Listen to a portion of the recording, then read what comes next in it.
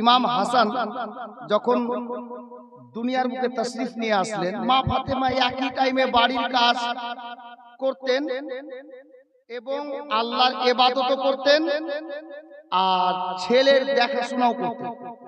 এক টাইমে তিনটা কাজ করতেন। কিভাবে?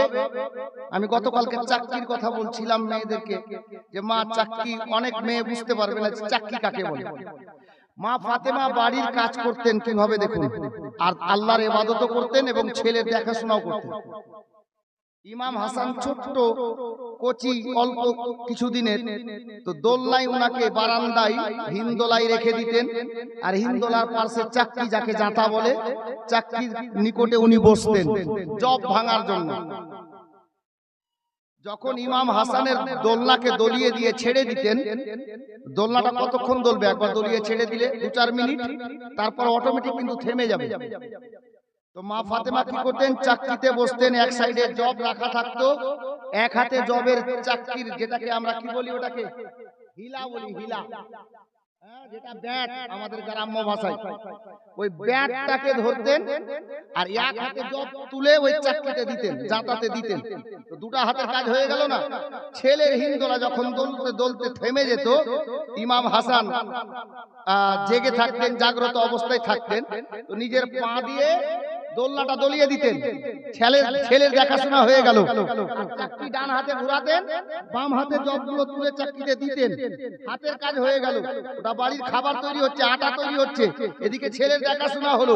কিন্তু মা ফাতেমার জবানে জারি থাকতো সুবহানাল্লাহ, আলহামদুলিল্লাহ, আল্লাহু আকবার। ছেলের দেখাশোনা হতো, বাড়ির কাজও হতো, আল্লাহর ইবাদতও হতো। একই টাইমে তিন কাজ করতেন। আমার মা বোনেরা, উনি মা ফাতেমা না ছেলে মেয়ের ইবাদত, আপনার কি বলে, ছেলে মেয়ের দেখাশোনাতে কম রেখেছেন, না বাড়ির কাজে কম রেখেছেন, না আল্লাহর ইবাদতে কম রেখেছেন? একই মতো আল্লাহর ইবাদতও করতেন, ছেলে মেয়ের দেখাশোনাও করতেন, বাড়ির কাজকর্মও করতেন। আর আমাদের মা বোনরা আল্লাহ আল্লাহ, একই টাইমে দুটা কাজ বলে দিলে মাথা খারাপ। জি, আমি ওদিকে নিয়ে যাচ্ছি না। ইমাম হাসানাইন কারিমাইনের বাচপানা, এরকম ওয়াকিয়া তো অনেক আছে, তবে আমি চট করে কয়েকটা ছন্দ পড়ব আর সাথে ওই ঘটনাটা একটু ইঙ্গিত স্বরূপ আপনাদেরকে বুঝিয়ে দিয়ে আমি অন্যদিকে চলে যাব। ইমাম হাসানের শাহাদাত আজকে আমাদেরকে শুনতে হবে ইনশাআল্লাহ তাআলা। ব্রাদার, ইমাম হাসানাইন কারিমাইন এর বাচপানা 6 থেকে 7 বছর বয়স কচি ছেলে। যেমন আমাদের সামনে চলে আসছে পবিত্র মাহে রমজানুল মোবারক। রমজানুল মোবারকে 29 তারিখ গত হয়ে ইফতার করার পরে পরে দেখবেন দিওয়ানারা, মুসলমানেরা আসমানের দিকে তাকায়। কেন হয় না হয় ঈদের চাঁদ বেরিয়ে গেল, শাওয়াল মাসের চাঁদ বেরিয়ে গেল। আর যদি চাঁদ হয়ে যায় তো মসজিদের মাইকে এলান হবে যে ঈদ মোবারক, আগামীকাল সকালে ঈদের নামাজ হবে। আর ইন কেস যদি 29 তারিখে চাঁদ না বেরোয়, 30-এ চাঁদ দেখার ব্যাপারই নেই। তারপর দিন চাঁদ হোক আর না হোক, 30 রোজা পূর্ণ করে আপনার শাওয়াল মাসের 1 তারিখ গণনা শুরু হয়ে যাবে। তো হযরতে নবী পাক সাল্লাল্লাহু তাআলা আলাইহি ওয়াসাল্লাম উনিও মদিনাতে বাহায়াত, আর সাইয়্যিদানা হাসানাইন কারিমাইন কোচি শিশু মা ফাতেমার নয়নের দুই তারা 29 কিংবা 30 রমজান গত হয়ে মদিনাতে এলান হলো কি, যোগ মদিনাবাসীরা ঈদের চাঁদ দেখা দিয়েছে, আগামীকাল সকালে ঈদের নামাজ অনুষ্ঠিত হবে। এই এলানটা মদিনাতে হয়ে গেল। তো দেখবেন যখন ঈদের চাঁদ উঠে যায়, দারিয়াপুর বলে নয়, আর আমাদের মালদা বলে নয়, পশ্চিমবঙ্গ বলে বা ভারত বলে নয়, যে কোনো দেশে যখন ঈদের চাঁদ উঠে যায়, ছোট বাচ্চা থেকে নিয়ে বয়স্ক পর্যন্ত, ছেলে থেকে নিয়ে মেয়েরা পর্যন্ত সবাই কিন্তু খুশি মানে। কিভাবে? যে কালকে ঈদের দিন, মানে খুশির দিন, যে কালকে ঈদ হবে, সবাই নতুন নতুন জামা কাপড় পরবে। আর যখনই ঈদের এলান হয়ে যায় যে কালকে ঈদ হবে, দেখবেন বাড়ি থেকে ছোট ছোট বাচ্চারা, এরা বাড়িতে আর থাকে না, সব বাড়ি থেকে বেরিয়ে রাস্তায় মসজিদে ইতিকাফকে বের করবে, মুত্তাকিফকে বের করবে। কি খুশি, কি আনন্দ। বাড়ির বাইরে দেখবেন যখন ঈদের চাঁদের এলান হয়ে যাবে, কচি কচি বাচ্চারা বলবে, এই জানিস আমার আব্বা আমাকে নতুন জামা আর প্যান্ট কিনে দিয়েছে। হ্যাঁ, কিছু ছেলে বলে আমাকে আমার আব্বা এবার তো প্যান্ট নিয়ে দেয়নি, নতুন পাঞ্জাবি নিয়ে দিয়েছে। কোন কোন বাচ্চা বলবে আমার আব্বা আমার জন্য শিরওয়ানি কিনেছে, হ্যাঁ, কেউ বলবে সাদরি এনেছে, কেউ বলবে যে কদিন আগে আব্বা কিনেছিলেন কিন্তু আমি এখন নতুন একটা জুতা কিনেছি। মানে সবাই নিজের নিজের ব্যস্তই লেগে আছে, আপনার ইন্তেজামে লেগে আছে, ব্যবস্থাপনায় লেগে আছে যে কালকে ঈদ হবে এর ব্যবস্থা আমরা সবাই নিচ্ছি। মদিনাতে সেই দিন যখন ঈদের এলান হয়ে গেল, মা ফাতেমার দুই নূরে নজর হাসনাইন করিমাইন ওনারাও বাড়ি থেকে বেরিয়ে গেলেন মদিনার রাস্তাতে। আল্লাহ আল্লাহ বেরাদার, বাবারা, ভাইরা, মা বোনেরা, আমার ইমাম হাসনাইন করিমাইন রাদিয়াল্লাহু তাআলা আনহুমা বাড়ি থেকে বেরিয়ে মদিনার রাস্তায় নেমেছেন। আর যেমনই মদিনার রাস্তায় নেমে যাওয়া, মদিনার নবীর সাহাবীদের ছেলেদেরকে, বাচ্চাদেরকে দেখতে পাওয়া যাচ্ছে। বাচ্চা বাচ্চা ছেলেরা একে অপরের সঙ্গে কথা বলা বলি করছে। ওগো নবীর দিওয়ানারা শোনো গো, বাচ্চা বাচ্চা ছেলেরা বলছে ভাই বলো তো তোমার আব্বা তোমার জন্য কি নতুন জামা কিনেছেন? ফিরিয়ে বাচ্চা উত্তরে বলেন, ও মদিনার ভাই আমার আব্বা আমার জন্য নতুন জামা পাঞ্জাবি কিনেছি। ওই বাচ্চা ফিরিয়ে তাকে জিজ্ঞেস করে তোমার আব্বা কি নতুন জামা কিনেছে? বলে আমার জন্য নতুন জামা আমার আব্বা কিনেছেন। আগামীকাল সকাল বেলাতে আমরা নতুন জামা পরে ঈদগাহার ময়দানে যাব ঈদের নামাজ আদায় করতে। এরকম বাচ্চাদেরকে বলা বলি করতে দেখি আমার ইমাম হাসান ও হুসাইন রাদিয়াল্লাহু তাআলা আনহুমা দুই ভাই একে অপরের সঙ্গে বলা বলি করছে, ভাই রে এ তো নবীর সাহাবীদের ছেলে রে, মদিনার ছেলেরা একে অপরের সঙ্গে বলা বলি করছে রে, এদের বাবারা নতুন জামা কিনে এনেছে, কালকে ঈদের দিনে এরা নতুন জামা কাপড় পরে যাবে ঈদের ময়দানে ঈদের নামাজ পড়তে। এ ভাই হাসান শোনো রে, এ ভাই হুসাইন শোনো রে, আমরা যে শেরে খোদার বেটা রে, জান্নাত রানীর বেটা রে, বিশ্ব নবীর নাতি রে, আমাদের মা জননী এখনো তো আমাদেরকে বললেন না রে যে আমাদের আব্বা আমাদের জন্য নতুন জামা কিনেছেন কি না। আরে ভাই হুসাইন শোনো রে, এই মদিনার ছেলেরা আগামী কালকে নতুন জামা পরে ঈদগাহার ময়দানে যাবে, আর আমরা কি চিরা ফাটা জামা পরে যাব রে? চলো মায়ের কাছে যাব, আমাদের আব্বা নতুন জামা কিনেছে কি না জানবো রে, চলো বাড়ি যাই। দুই ভাই গলা ধরে নিয়ে একে অপরের সঙ্গে কথা বলতে বলতে সন্ধ্যা বেলা টাইমে আমার মা ফাতেমার ঘরের দরজায় এসে হাজির হয়ে গেল। মা ফাতেমার বাড়ি দরজা হাজির, দুই ছেলে কচি কচি ছেলে ডাক দিচ্ছেন, আম্মা আম্মা গো। আহা, মা জননী হযরতে জান্নাত রানী নবী নন্দিনী মা ফাতেমাতুজ জাহরা রাদিয়াল্লাহু তাআলা আনহা উনি বলেন, বেটা রে কি হলো রে বেটা? বলে, আম্মা গো ও আমাদের জননী একটা কথা জিজ্ঞাসা করব। মা কি কথা রে বেটা? বলে, আম্মা গো আগামী সকাল বেলাতে ঈদের নামাজ হবে, আমরা দুই বেটা আপনার আমাদের জন্য কি নতুন জামা কেনা হয়েছে? আমার আব্বা কি নতুন জামা কাপড়ের ব্যবস্থা করেছেন? আমার মা ফাতেমার অন্তর কেঁপে গেল। বাবা মা বোনেরা শুনেন গো, মা ফাতেমাতুজ জাহরা রাদিয়াল্লাহু তাআলা আনহা দুই বেটার পাশে গিয়ে বসলেন, দুই বেটাকে সিনায় জড়ালেন। মা ফাতেমা বলছেন, বেটারি হঠাৎ করে নতুন জামার কথা জিজ্ঞাসা করলি, ব্যাপারটা কি রে বেটা? মা ফাতেমার নয়নের তারা হাসনাইন করিমাইন বলেন, আম্মা গো ও জননী আমার, আমরা এই মুহূর্তে মদিনার গলিতে নেমেছিলাম মা, মদিনার বাচ্চা বাচ্চা ছেলেরা একে অপরের সঙ্গে গল্প করছে গো মা, তাদের আব্বা জানেরা তাদের জন্য নতুন জামার ব্যবস্থা করেছি, আগামী সকাল বেলাতে ঈদের নামাজ অনুষ্ঠিত হবে, তারা সবাই নতুন নতুন জামা কাপড় পরে ঈদগাহার ময়দানে যাবে ঈদের নামাজ আদায় করতে। মা গো একবারও তো আপনি আমাদেরকে বললেন না গো মা, আমাদের আব্বা হযরতে মাওলা আলী নতুন জামা আমাদের জন্য ব্যবস্থা করেছে। আম্মা আমরা কি নতুন জামা পাবো না? আমার মা ফাতেমা জান্নাত রানী ইমাম হাসনাইন কারিমাইনকে সিনায় জড়িয়ে কপালে চুমা দিয়ে বলছেন, বেটা রে,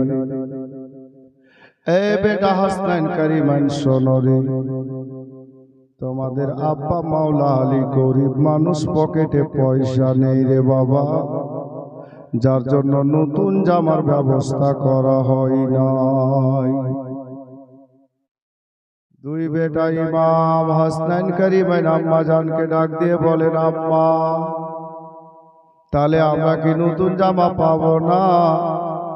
মদিনার সমস্ত বাচ্চারাই নতুন জামা পরে ঈদগাহার ময়দানে যাবে গো মা, আর আমরা কি নবীর নাতি হয়ে, ফাতেমার বেটা হয়ে, শেরে খোদার বেটা হয়ে আমরা কি চিরা ফাটা জামা পরে ঈদগাহার ময়দানে যাব? মা বোনেরা, হযরতে জান্নাত রানী ফাতেমা দুই বেটার মাথায় হাত বুলিয়ে বললেন, বেটা রে, আল্লাহ কোরআনে বলেছেন, ইন্নাল্লাহা মা'আস সাবিরিন, যারা সবর করে থাকে রে, আমার আল্লাহ নিশ্চয় সবরকারীদের সঙ্গে রয়েছেন। এ বেটা হাসনাইন কারিমাইন শোনো রে, এখন সারা রাত বাকি আছে বেটা, চলো ঘরের মধ্যে যাই, যা খাবার আছে একটু খেয়ে নে রে বেটা, বিছানায় আরাম করো বেটা, আমি তোমার মা চেষ্টা চালিয়ে দেখি নতুন জামার ব্যবস্থা করা যায় কি না। দুটা কচি কচি বাচ্চা, মানুষ কথায় বলেছে বাঘের বাচ্চা বাঘ হয়, সাপের বাচ্চা সাপ হয় রে বাবা, আছে তো হযরতে আলীর বেটা। মা ফাতেমাকে প্রশ্ন করে দিলেন, আম্মা গো, একটা কথা বলেন, রাত বাকি আছে, ভালো কথা, আমাদের জন্য কি নতুন জামা কাপড়ের, আপনার কি বলে পাঞ্জাবির কাপড় কি কিনা হয়েছে?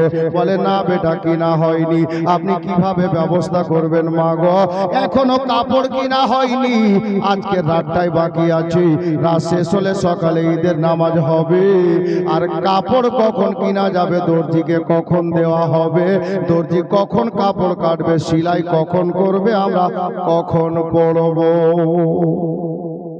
ফাতেমা বলছেন, বেটা, আল্লাহ দুনিয়া অনেক বড় আছে, আল্লাহ সবুরকারীর সঙ্গে রয়েছেন, সবুর করো, চলো ঘরে।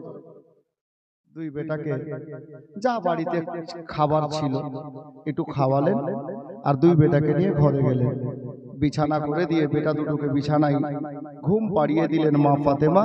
বেটায় হাসনাইন কারিমাইনের মাথার কাছে বসে মাথায় হাত বুলিয়ে বুলিয়ে দুই বেটাকে ঘুম পাড়িয়ে দিলেন।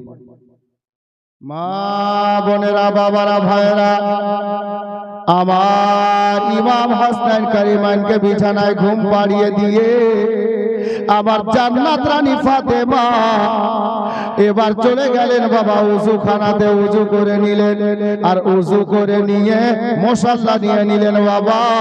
সারা মদিনার মেয়েরা ঘুমের বিছানায় ঘুমিয়ে পড়েছে, আমার মা ফাতেমা গভীর রাতে মুসাল্লা বিছিয়ে আল্লাহর ধ্যানে মগ্ন হয়ে গেলেন।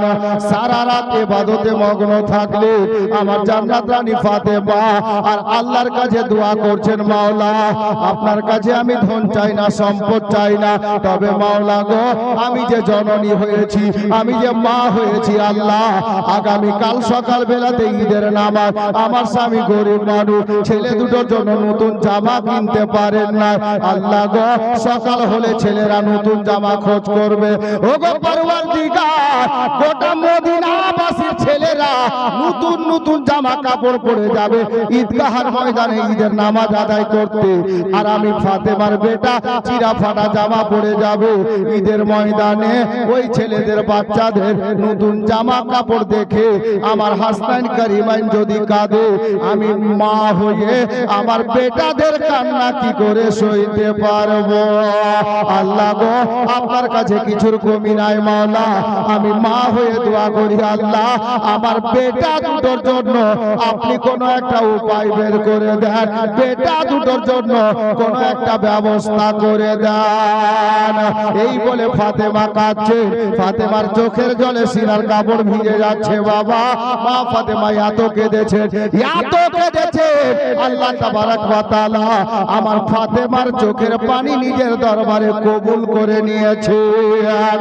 আল্লাহ গায়েব থেকে আওয়াজ লাগালেন, এ সাইয়্যিদুল মালাইকা, এ বুলবুলে সিদরা শোনো রে, আর দেরি করিও না বুলবুলে সিদরা, যাও আমি তোমাকে নির্দেশ দিলাম জিবরিল, জান্নাতের মধ্যে যাও আর আমার নবীর নাতি দুটোর জন্য, ফাতেমার বেটা দুটোর জন্য দুটা জামার জোড়া নিয়ে নাও, আর নিয়ে মদিনায় নাজিল হয়ে ফাতেমার দরজায় গিয়ে ফাতেমার হাতে দুইটা জামার জোড়া দিয়ে এসো। আল্লাহ বললেন জিবরিল যাও জান্নাতের মধ্যে যাও, ফাতেমার বেটা দুটোর জন্য দুটো জামা নাও আর নিয়ে গিয়ে ফাতেমার হাতে দিয়ে এসো। জিবরিল তাই করলেন, খালি বলা দেরি ছিল, হুকুমের দেরি ছিল। জান্নাতে প্রবেশ করলেন, দুটো জামা নিলেন, জিবরিল চলে যাবেন। আল্লাহ বলছেন এই জিবরিল দাঁড়া।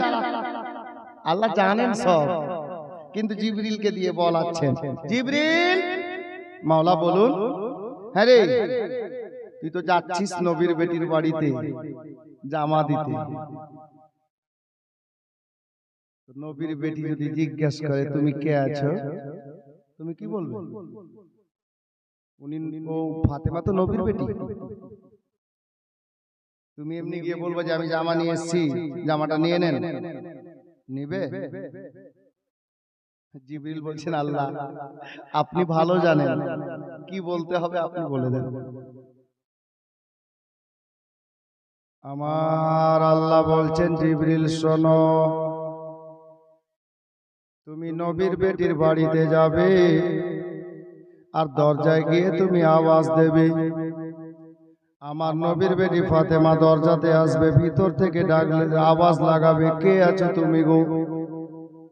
তাহলে তুমি একই কথাই বলিও জিবরিল, ওগো নবীর বেটি ফাতেমা নবী নন্দিনী শোনো, আমি ইমাম হাসান হোসেনের দর্জি আছি। বলা যাবে না সুবহানাল্লাহ? আল্লাহ বলতে বলছেন জিবরিলকে, এই মোল্লারা বুঝবে না। হ্যাঁ জি, বলে হাসান হোসেন মরে মাটিতে মিশিয়ে গেছে, নাউজুবিল্লাহ। এরা বলে একটা দল আছে রে বাবা, দেখেন হাসান হোসেনের রুতবা কত।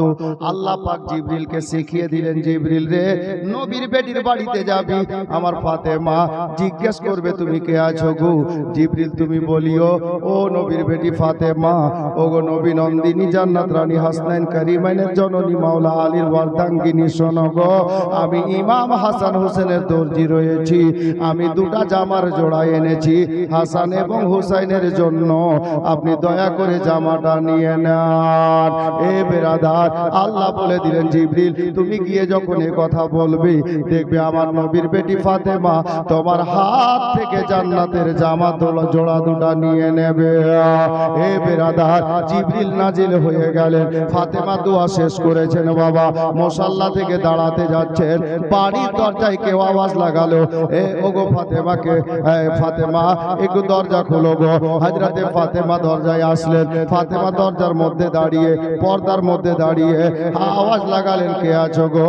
বলেন ওগো নবী নন্দিনী জান্নাত রানী ফাতেমা, আমি ইমাম হাসান হোসেনের দর্জি রয়েছি, হাসান হোসেনের জন্য দুটো জামা এনেছি, দয়া করে জামার জোড়া দুটো নিয়ে নেন।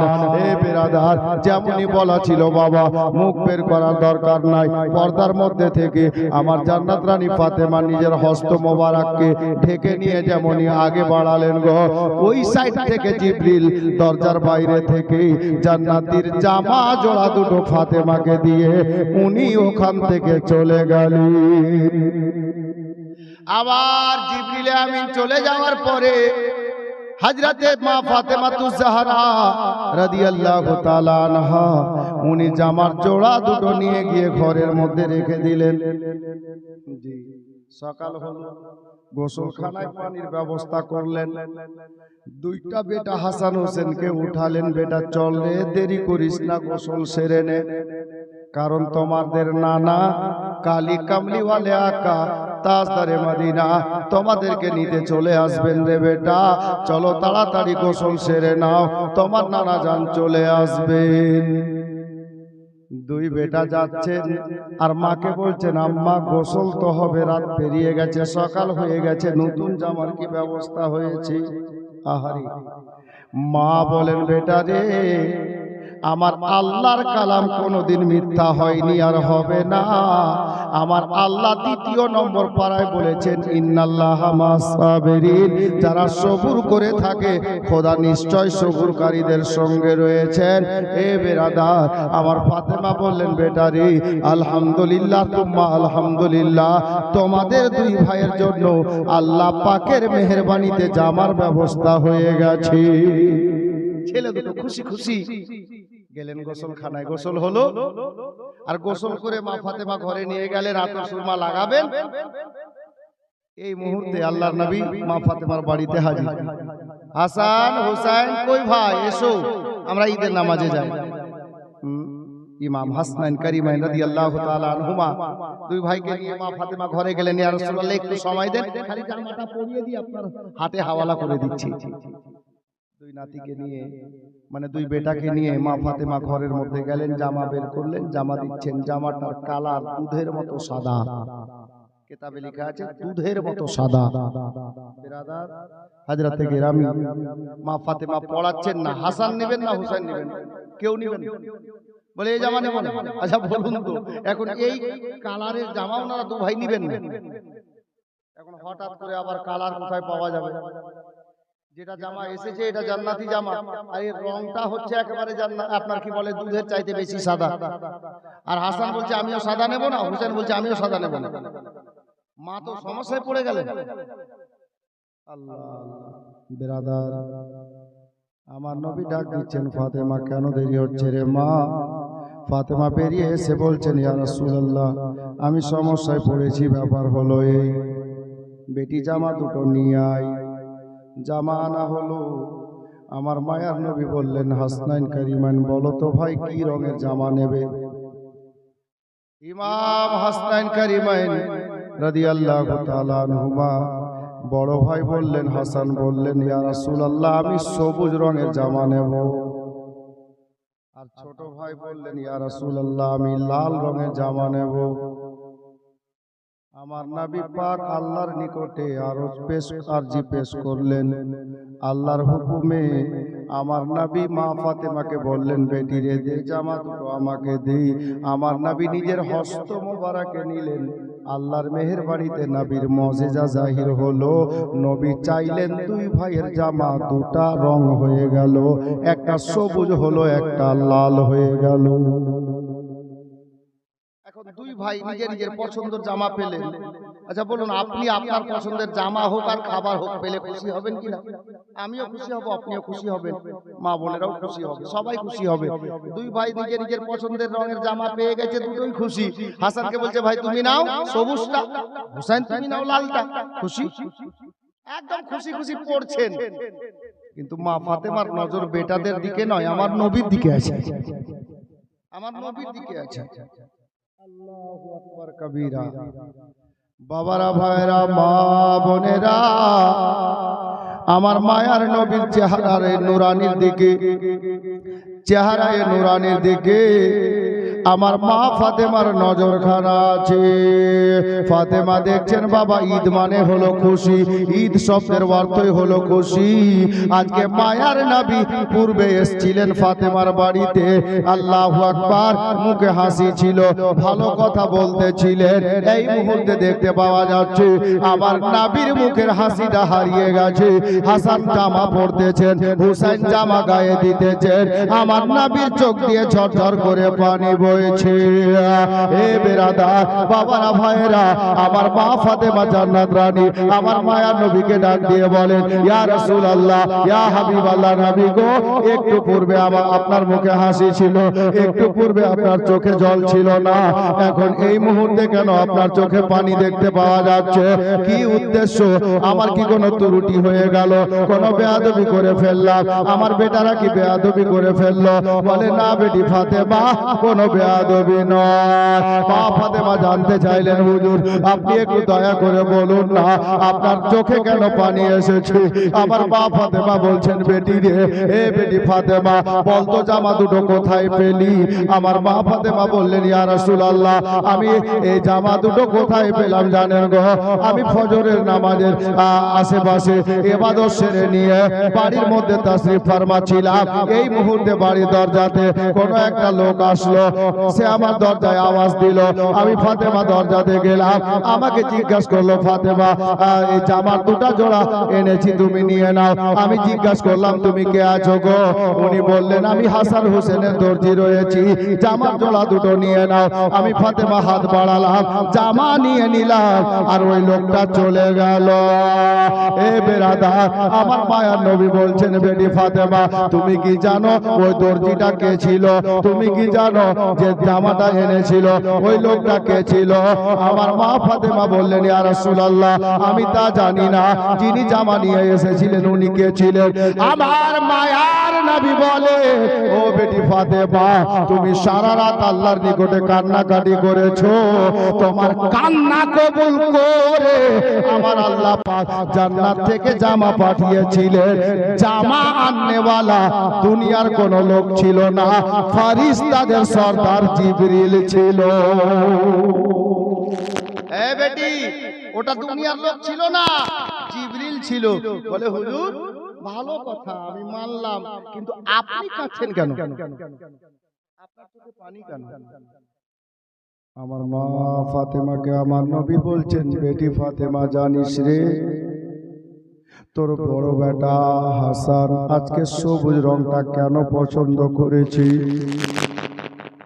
বলে, হুজুর তা আমি জানি না, তোর ছোট বেটা লাল রঙের জামা পছন্দ করেছে, কারণটা জানিস মা? বলে, কি হুজুর, আপনি বলে দেন। আমার মায়ার নবী বললেন, ফাতেমা রে, তোর বড় বেটা হোসেন সবুজ পছন্দ করেছি, তার কারণ হলো এটা রে বেটি, দেখবে এই সোনার মদিনাতে তোমার বড় বেটাকে জহর পানে শাহাদাত হতে হবে। এই জহর পান করে, বিষ পান করে শহীদ বরণ করবে তোমার বেটা হুসাইন। আজকে এই কারণে সবুজ রঙের জামা পছন্দ করেছে। এই বেটি ফাতেমা, তোমার ছোট বেটা হুসাইন লাল রঙের জামা আপনার পছন্দ করেছে, কারণটা জানিস রে মা? বলে, কি হুজুর? বলে, তোমার ছোট বেটা হুসাইন একদিন মদিনা ছেড়ে চলে যাবে মক্কা থেকে চলে যাবে ফুরাতের পার্শ্বে কারবালার সরজমিনে, আর ওই কারবালার সরজমিনে গিয়ে তোমার বেটা হুসাইনকে ইসলামের জন্য শহীদ হতে হবে, নিজের গলা খানা ইসলামের জন্য কাটাবে, রক্তে লালে লাল হয়ে যাবে। এই কারণে তোমার বেটা ইমাম হুসাইন লাল রঙের জামা পছন্দ করেছে। এ বেটি ফাতেমা, তোমার বড় বেটা কিভাবে জহর পান করে, বিষ পান করে শহীদ বরণ করবে, তোমার ছোট ভাই, তোমার ছোট বেটা কিভাবে কারবালাতে শহীদ হবে, আমি নবীর চোখের সামনে দৃশ্যটা ভেসে উঠেছে রে, আমি নবী সইতে পারি না রে, যার কারণে আমার চোখে পানি এসেছে। আমার নবী বলেন, বেটি এই জন্য আমার চোখে পানি। যাই হোক, আমার নবী চোখের অশ্রু মুছলেন, পানি মুছলেন। হাসান হোসেন তৈরি হয়ে গেছে। আমার নবী ডাক দিচ্ছেন, নানু ভাই এসো, চলো ঈদগাহার ময়দানে যাই, ঈদের নামাজের সময় কাছিয়ে গেছে। দুই নাতি বলছেন, হুজুর যাবো তো বটে, আপনি বলেন তো আমাদেরকে দুই ভাইকে এখন কেমন লাগছে দেখতে? নতুন জামা, ও জান্নাতি জামা। আমার নবী বলছেন, তোমাদের দুই ভাইকে নতুন দুলহার মতো লাগছে। দুই নাতি কি বলছে জানেন? ইয়া রাসূলুল্লাহ, যাবো তো, যখন দুলহার মতো লাগছে তো দুলহা কি হেঁটে যায়? বলে না, ঘোড়ায় যায়, নাহলে গাড়িতে যায়, নাহলে উঠে যায়। বর্তমানে দেখবেন দুলহা কেমন যায়, এই বাড়ির পাশের বাড়িটাতেও যদি বিয়ে থাকে এখন বর্তমানে টোটোতে করে নিয়ে যাবে, তাই না? দুলহা না, আহা, আমার ইমাম হাসনাইন কারিমাইন বলেন, ইয়া রাসূলুল্লাহ, ইয়া হাবিবাল্লাহ, নবী গো, আমাদের দুই ভাইকে নতুন দুলহার মতো লাগতেছে, আমরা ঈদের ময়দানে যাব, আমাদের সাওয়ারি কই, মানে গাড়ি কই, গাড়িতে যাব। নাতি বাইনা ধরেছে, নানা কি করবেন দেখেন বাবা, আমার মায়ার নবী দয়ার নবী তাজদারে মদিনা সাল্লাল্লাহু তাআলা আলাইহি ওয়াসাল্লাম উনি চিন্তা করলেন আল্লাহ এখন সওয়ারি কোথায় পাওয়া যাবে, কোথা থেকে সওয়ারি আনা যাবে। আমার মায়ার নবী বসে গেলেন বাবা, আর ডাক দিচ্ছেন নানু ভাই রে এসো আমার নিকটে চলে এসো, আমি দয়ার নবী তোমাদের জন্য সওয়ারি হয়ে গেলাম, গাড়ি হয়ে গেলাম। তোমরা এক ভাই ডান কাঁধে চড়ে নাও, এক ভাই বাম কাঁধে চেপে যাও, আর চলো আমি নবী তোমাদের জন্য সওয়ারি হয়ে তোমাদের দুই নাতিকে ঘাড়ে বসিয়ে ঈদগাহার ময়দানে নিয়ে যাই। দুই ভাই, এক ভাই ডান ঘাড়ে এক ভাই বাম ঘাড়ে চাপলেন, আর আমার নবী দাঁড়িয়ে চলতে লেগেছেন, দু চার কদম চলেছেন। মা ফাতেমার দুই ছেলে বলছেন ইয়া রাসূলুল্লাহ একটু দাঁড়ান। কি বলে গাড়ি তো পেলাম, হ্যান্ডেল কই? ঘোড়া তো পেলাম, লাগাম কই? গাড়ি চালাবো কি করে? আহা, আমার নবী নাতিকে কত ভালোবাসতেন। আমার নবী বলছেন, নবী পাকের জুলফ মোবারক অর্থাৎ চুল মোবারক, বাবরি চুল ঘাড় পর্যন্ত, তিন প্রকারের চুল আমার নবী রাখতেন মাঝে মাঝে, কখনো ঘাড় পর্যন্ত, কখনো কানের লুটি পর্যন্ত, এই যে নিচের অংশটা এই পর্যন্ত, আর কখনো ছোট। জি, তিন প্রকারের চুল রাখতেন, তিনটাই রাখা সুন্নাত। জি, আমি ওদিকে যাচ্ছি না। আল্লাহর নবীর জুলফ মোবারক বাবরি যাকে বলে বড়, আল্লাহর নবী কি করলেন, চট করে ডান সাইডের কিছুটা চুল জুলফ মোবারক চুল মোবারককে তুলে এক নাতিকে দিলেন, বাম সাইডের চুল মোবারক তুলে কিছুটা এক নাতিকে দিলেন, আর বললেন নানু ভাই এই নাও তোমাদের লাগাম, তোমরা যেভাবে চালাও তোমরা নিজের সওয়ারি চালাতে থাকো। বেরাদার, যার জন্য বহুদিন পূর্বে আমার নিজের লেখা একটা কালাম আমি শের লিখেছিলাম, ছন্দ লিখেছিলাম, কি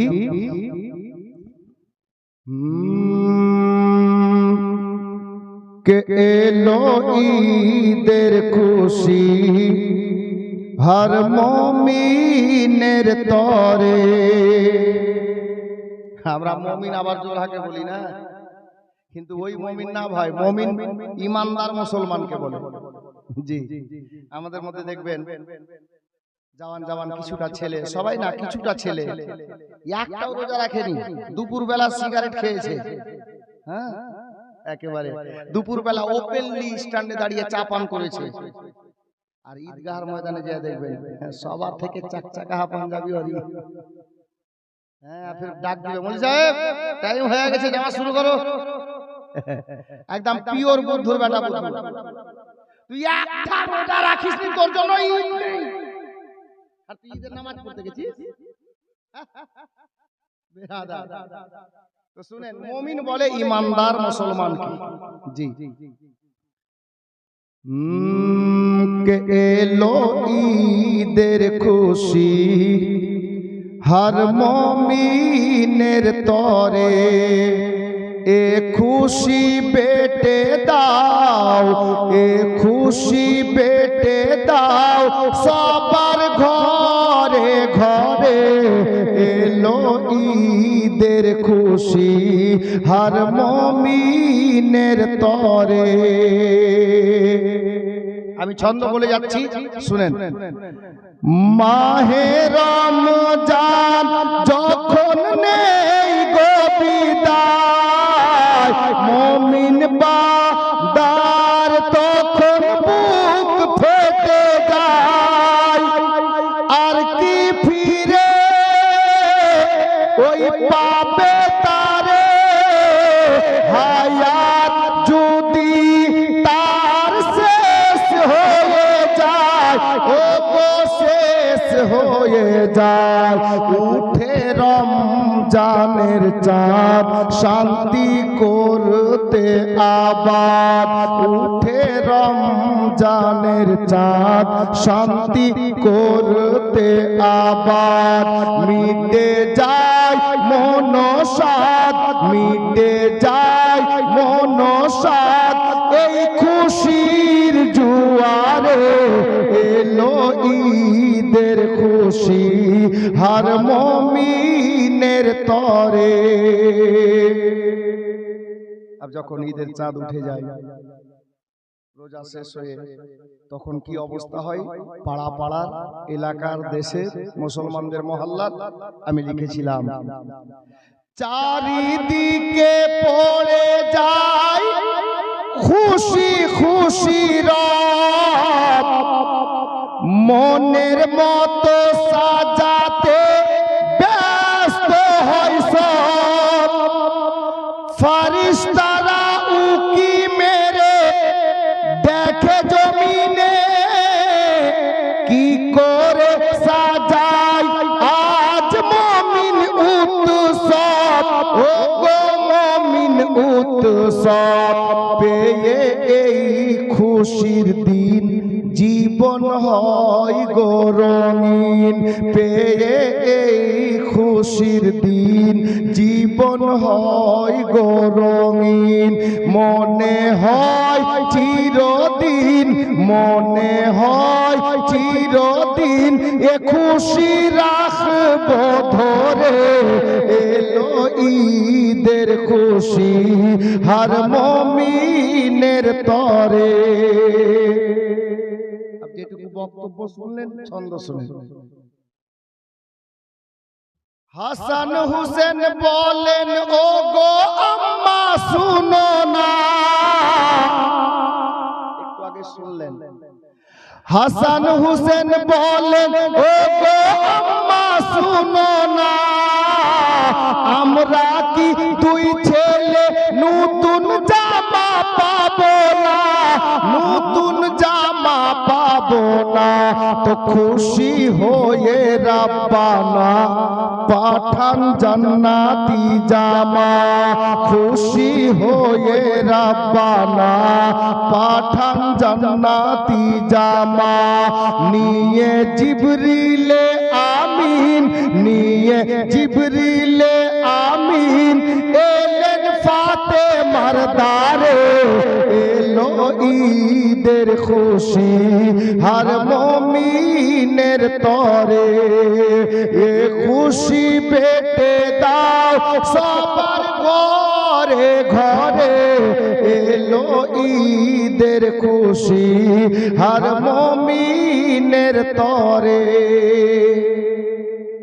দুই নাতিকে আমার নবী ডাকছিলেন, নানু ভাই এসো, কোলে এসো, চলো ঈদের নামাজ পড়তে যাই। হাসনান কারিমানের উত্তর ছিল হুজুর গাড়ি চাই, সাওয়ারি চাই। শুনেন নবী বলেন ও নাওয়াসা ছুটে এসো না, ঈদের নামাজ পড়তে যাব বলে এসো না। নাতিগুলো কি বলেছিল? নবী বলেন ও নাওয়াসা ছুটে এসো না, ঈদের নামাজ পড়তে যাব বলে এসো না, ও গো বলে এসো না। তো নাতি দুটো বলছেন ও গো প্রাণের নানা সওয়ারি কোথায় বলেন না, ও গো প্রাণের নানা সওয়ারি কোথায় বলেন না। সওয়ারি নবীজি হলেন, সওয়ারি নবীজি হলেন, ও গো নাতিদের তরে। এলো ঈদের খুশি হার মমিনের তরে। এ খুশি বেটে দাও সবার ঘরে ঘরে। এলো ঈদের খুশি হার মমিনের তরে। আমরা পীরপন্থী লোক। আসমাউল কালিমি বলে শুনো মুমিন মুমিনা, নবীর প্রেমে ডুবে পীরের নারা লাগাও না, পীরের নারা লাগাও না।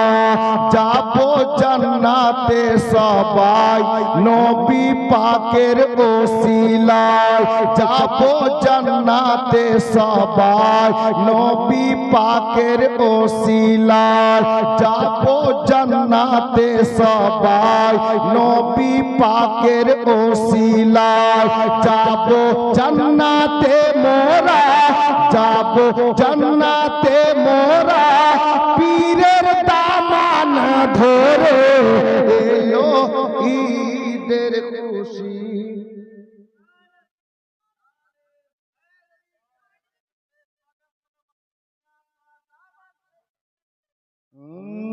এলো ঈদের খুশি হর মুমিনের তরে, এ খুশি বেটে দাও সবার ঘরে ঘরে।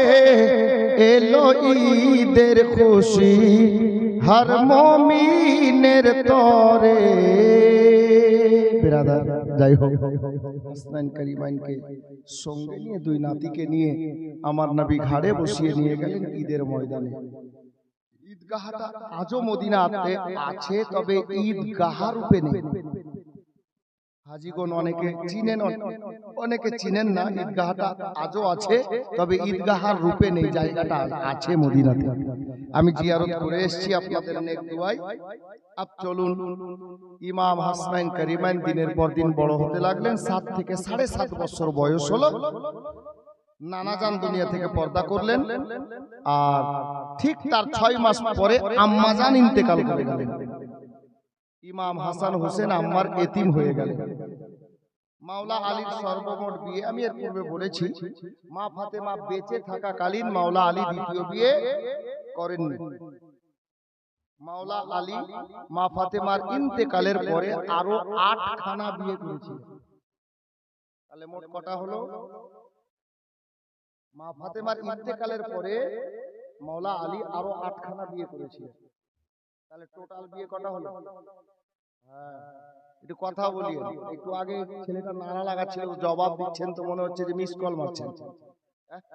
ঠান্ডা লেগে গেছে? আমাকে ঠান্ডা লেগে আছে তবু এত চেঁচাচ্ছি। যাই হোক, একটু মাঝে মাঝে বলবেন তো, বলা আর শোনার মজাই আলাদা হবে। যাই হোক, বলছিলাম মাওলা আলীর সর্বমোট ছেলে মেয়ে এর পূর্বে বলেছিলাম কত মনে আছে? ভুলে গেছে।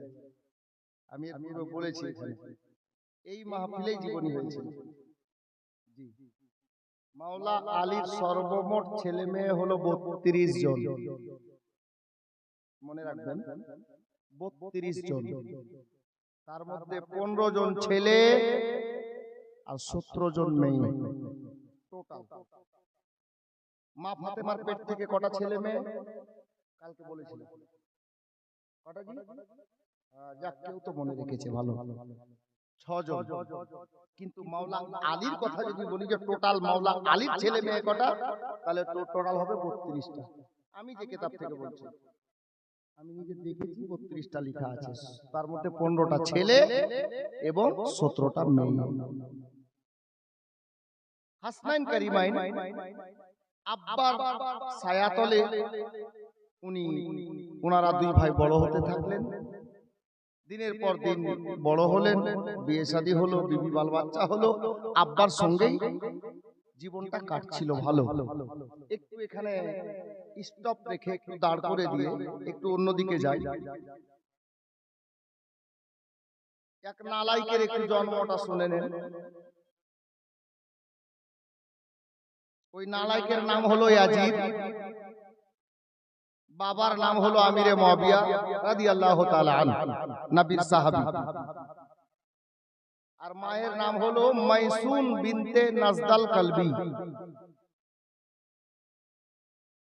তার মানে ইয়াজিদের বাপের নাম আমিরে মুয়াবিয়া, মায়ের নাম মাইসুন আর নানার নাম নাজদাল কলবি। 25 হিজরিতে দামেস্কের সরজমিনে এই নালাইক ইয়াজিদের জন্ম হলো। 25 হিজরিতে আমিরে মুয়াবিয়ার আওরস থেকে, মাইসুনের গর্ভ থেকে। এ নালায়েক দেখতে ছিল বদসুরত, মানে খারাপ চেহারা। মাফ করবেন, আমাদের মধ্যে কিছু লোকের চেহারা যদিও রংটা কালো হয়, কিন্তু ওই কালো লোকটার চেহারা দেখবেন আপনি ভালোভাবে দেখবেন, চেহারার মধ্যে একটা নূর থাকে, দেখতে ভালো লাগে। এই নালায়েকের ব্যাপারে কিতাবে লেখা আছে ইয়াজিদ ছিল বদসুরত, খারাপ চেহারাওয়ালা,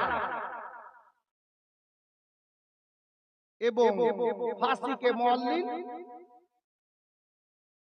অন্যায় অত্যাচারী, শরিয়ত বিরোধী। এ নালায়েকের জন্ম 25 হিজরিতে হলো। দিনের পর দিন যেতে যেতে যেতে যেতে মাওলা আলীর হুকুমত এলো, আর হযরতে মাওলা আলী কুফা শহরে বসবাস করছিলেন গিয়ে। ওখানে সিংহাসনে বসে আমিরুল মুমিনিন হিসাবে, খলিফাতুল মুসলিমিন হিসাবে দ্বীনের কাজ করছিলেন। রজব মাস ছিল 49 হিজরিতে,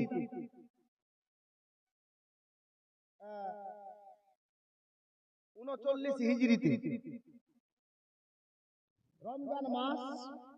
হযরতে মাওলায়ে কায়নাত 19 রোজাতে উনার একটা অভ্যাস ছিল, প্রতিদিন সাহারি করার পর ভোরবেলা খাবার খেয়ে নিতেন রোজার জন্য, সাহারি করার পর বিছানায় ঘুমাতেন না।